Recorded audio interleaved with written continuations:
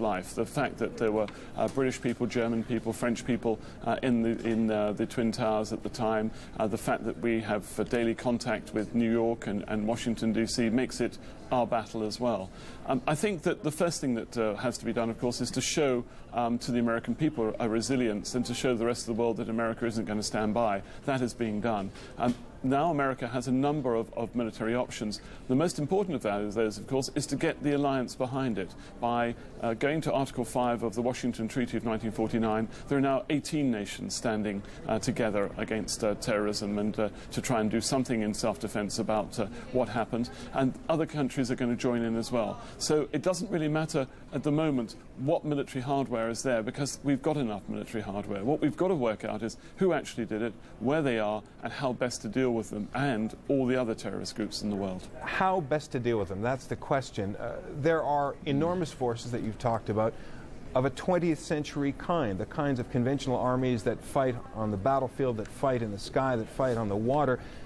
But they're taking on a very particular foe. If indeed it is a small group of terrorists who have carried out these acts with some kind of state support, they're essentially going after private citizens operating out of different territories across the world, perhaps under different governments. Is that the kind of enemy that the West is prepared to face effectively? We've had a real problem, I think, in the West, that we were prepared and being prepared to fight since the end of the Cold War what we call modern warfare. In other words, the high technology, 15,000 feet, no ground troops, no body bags, precision-guided weapons. And that's what happened in Kosovo, and we won. This is not that. The enemies of Western civilization are fighting what they call and what we would, I think, describe as total warfare, using every means at their disposal. We have got to get away from this high technology point of view. We have, rather like the CIA and the FBI, have been mesmerized by technology and by satellites and eavesdropping on telephone conversations. We've got to stop this. If we're going to fight these terrorists, we've got to use human intelligence, we've got to use human resources. This is hand-to-hand fighting, if you like, in the modern age. We have got to be prepared to meet their total war with our total war. It's going to mean a few of our civil liberties may disappear and a few of our freedoms temporarily will go. But we have to be prepared, I think, to take the war to the terrorists. And we have to get the international community behind us, and we have to do it with the rule of law. This isn't going to be discriminate launching of cruise missiles against caves in Afghanistan. This has got to be done properly. A decade ago, a man named George Bush, who was president of the United States at the time, led an international coalition in a war in the Middle East. It ended up with the extraordinary success and the liberation of Kuwait. Are there any lessons for George W. Bush to learn from George Bush Sr.? Yes, I think there are a number of lessons that your president can learn from his father. The first is to get going quickly. It did take George Bush a little while to get underway. I seem to remember Margaret Thatcher, the famous words that were caught by a tape recorder, "Come on, George, we've got to do something." Now, exactly right, we have got to do something about it. Now, President George W. Bush is a very intelligent man. He has very good advisors. He will know exactly what Paul Beaver, I'm sorry to interrupt you. We're going live to the Pentagon now, where we're hearing a briefing. Let's listen in. I don't think it was any surprise where they were found. They were found right where the plane came into the building, right where the data recorder and the voice recorder should have been. They were right at the crash scene. And deep into the building or shallow? I mean, give us a sense of exactly where. I don't know where they were on the airplane, but they probably were very, very close to that particular part if you look at what an airplane image might be inside the building. They were pretty much knew where they were by virtue of where the aircraft came in. Were they found in the same location where you were getting a signal from since yesterday? We were not ever getting a signal from the black boxes yesterday. That was an erroneous report. Mr. Bridges, how significant is this to all the fire and recovery crews that are operating on this? Is this a big deal to them? Well, I think it's just another measure of success. It's another step forward as opposed to stasis.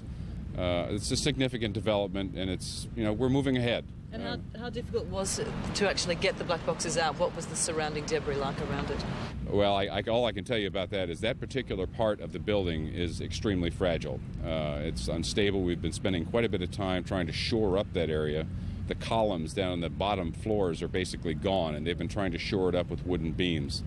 It is dangerous working in there, but we are trying to maximize the safety of those personnel in the building when they are working on this stuff. Did the person who tell you on the remains and how that's going? What kind of numbers you're looking at as far as bodies pulled out, and is that ongoing at this hour? I'm not going to get into numbers. I'm going to leave that to the Pentagon. I mean, those are their people, and I think they'd like that responsibility. We have, however, continued the search and rescue operations, search and recovery operations through the night. We were actually conducting the search and recovery operations when the spot fire flared up last night. We suspended those, but they were back working in the building about a half an hour after the fire was contained once again. If I can follow up about that fire, are there more concerns about flare-ups, or what's the situation with the hotspots? Yes, if you recall when I think Chief Plogger was down here before, we've declared the fire under control. That does not mean that it's out. There are still spot fires that have sprung up. The one last night was the most visible one. We expect that there will be more. It is not unusual in this circumstance, especially when we're not removing the rubble. How much of a factor could the weather be today, Mr. Bridges, the wind and rain? Actually, I was thinking about that on the way in. I really don't know. The fire is really out. I'm not sure that any moisture is going to get into the bowels of the building. So, I mean, where the roof is still intact, the rain isn't going to help us. The wind and the shoring up, though? We'll have to see. Did the person who told you that the boxes could be damaged but could still yield information give you any kind of idea about when we might find some information or find out how much they might yield? Well, I think that's probably going to come from the FBI and the NTSB. I mean, the boxes are now in federal hands and part of the federal investigation. Arlington County does no longer have a role in that. Were the black boxes, though, were they removed immediately from the FBI and taken from this location to the NTSB right across the river? I mean, is it possible that the sophisticated equipment they have over there is already being used to try to analyze this? I'm not going to speculate. I frankly don't know. And we don't know what sort of boxes they were, whether they were analog or digital. Do we know? There was a voice recorder and there was a data recorder. They were removed from the scene already? Well, they've been removed from the crash scene. I do not know where precisely they are, other than the fact that they are in the federal authorities' hands and they are now part of a federal investigation. Is this the first of the 4 crash sites where they have managed to recover both the flight data recorder and the cockpit voice recorder? I believe that is the case, but I'm here for this particular site. Thank you. What time were the boxes found again? 3:40 a.m. Thanks for your time. Okay, thank you, ladies and gentlemen. We'll be back at 10 a.m., somewhere between 10 a.m. and 11 a.m. for our regular update. Yes. And so a little less than 3 hours ago to the minute, the black boxes were found in the darkness and rubble at the Pentagon. We were just hearing from a spokesman for Arlington County who said they are damaged but may still yield useful information. We don't know what's in them. He didn't, in fact, know exactly where they are right now, except to say that they're in the hands of federal authorities who will be examining them, I would imagine, in haste. One more note, there was a fire that burned briefly overnight. We had been told that the fire was out at the Pentagon. Some contradictory information there, both a remark that the fire is out and then a remark that the fire is under control but not entirely out, that there are still hot spots in the damaged portion of the building that represent a real threat to the people who are working there, but the recovery work continues. Bob Franken has been watching all of this unfold and he joins us now. Bob? And some other contradictory information, Jonathan. Officials had said that they were briefed yesterday and told that there had been some of the pings coming from those boxes that had been detected for a couple of days previous. Some people were denying that, but we were told by Pentagon sources today that, in fact, there had been some telltale pings, and it was just a matter of trying to locate them and, more importantly, trying to get through all the rubble and getting to the area where they might be found. And as we heard, they were found shortly before 4 a.m. today, about 3:40, as we heard. Now, there's an interesting dynamic that goes on here. Here at the Pentagon, you get the federal perspective, the military perspective. Out about a mile away where that news conference was held, that is where the local officials who have been so important to this recovery effort, that is where they have their briefings and their announcements. And sometimes there's a race to get this material out from one perspective or the other. But in any case, the location of the boxes, we are told that they are now in the hands of the National Transportation Safety Board in Washington, which is doing what it has done so many times in the past, analyzing the data, giving a listen to the one box that has the voice data, the voice material on it. We, of course, have a little bit of a preview of what might be found. Barbara Olson, who is a commentator, was a commentator, and the wife of the U.S. Solicitor General, had called her husband as the plane was being diverted and had said that, in fact, hijackers had taken taken over the control of the plane. She talked to Ted Olson, her husband, before the plane actually crashed into this building. But now the all-important data boxes have been recovered. They're in the hands of the National Transportation Board, under, of course, the control of the Federal Bureau of Investigation. It is an important step potentially into the investigation into what exactly happened on that American Airlines flight. Jonathan? Bob Franken at the Pentagon, where they have two jobs on this day, assuring the nation's defense and also still getting to the bottom of what is a mysterious attack after all. Carol? And a very meticulous investigation as well, and one that Congress approved $40 billion in aid, which will go towards the criminal investigation as well as rebuilding efforts in Washington and New York. Representative John Sweeney, he is a Republican congressman, was part of that decision, and he joins us now with the latest on that. Good morning, Congressman. Good morning, Carol. All right, I just want to get a sense of when you think the money is going to be distributed. Well, we'll vote today early this morning to appropriate this emergency supplemental. It's essentially $40 billion, $10 billion to be used for intelligence and defense purposes, $10 additional billion which will be used at the discretion of the president, who will have 15 days in which to submit to Congress his list of requirements. And then $20 billion to what you would call local aid to New York, Virginia, and Pennsylvania to cover their costs as it relates to the domestic expenses, public safety, humanitarian, the search and rescue missions that we are watching the images of on CNN all day. Yeah, images, certainly in images, as well as a decision here on aid that really hits close to home for you personally. You represent a district in New York City, and as I understand it, there are members of the Republican Party who are missing in this wreckage, and some of them your own personal friends.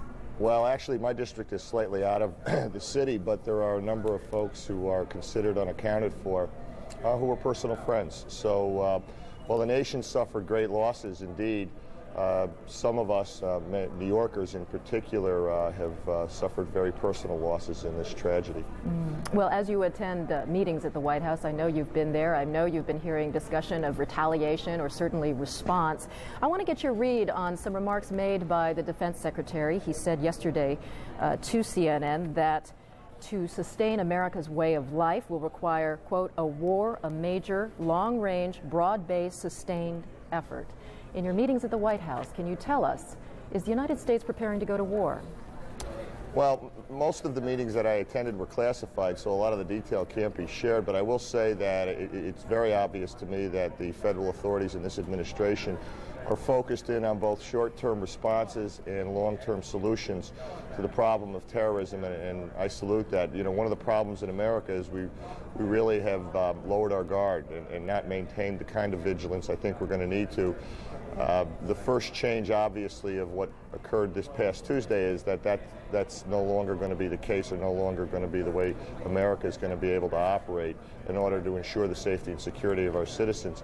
But let me say this. I think as most members in Congress, we want to see this done right. We want to make sure that when retaliation and when an answer comes from the United States, it's going to be as complete an answer as it can be, even in the short term. And I liken it a little bit to the Godfather movie. I think when the family takes care of its business this time, it's going to be, the family business is going to be as complete as it can possibly be at one fell swoop. Congressman, and as anybody can remember for any of the Godfather movies, it was extremely violent, extremely bloody, and marked by a severe loss of life. So I respect the confidentiality that you have in these meetings as you try to make these decisions, but I want to get a very clear sense, though, as to whether this administration is preparing for American casualties. Well, you know, you have to understand, Carol, that the administration is focused on the rescue and recovery missions, the ongoing investigation. And I think it's very obvious from the statements that have been made publicly by administration officials and from all the other information that's been provided out there that all options are being considered and being left open. I think the first, and obviously and rightly so, the first and foremost responsibility, though, is to ensure the safety and security, the continued safety and security of American citizens. Where that mission ends and a mission to go forward and take some sort of punitive action on those who perpetrated this heinous crime begins and ends, I don't think is going to be all that particularly clear until it happens. But Congressman, can you at least give the American people a sense of what they should be preparing for in a Western response? Well, I think they should be preparing for the eradication of terrorism and terrorists over the course of some time. Colin Powell said terrorism isn't new and it's been with us for quite some time, and it's going to take some time to eradicate it, but we are speaking in those absolute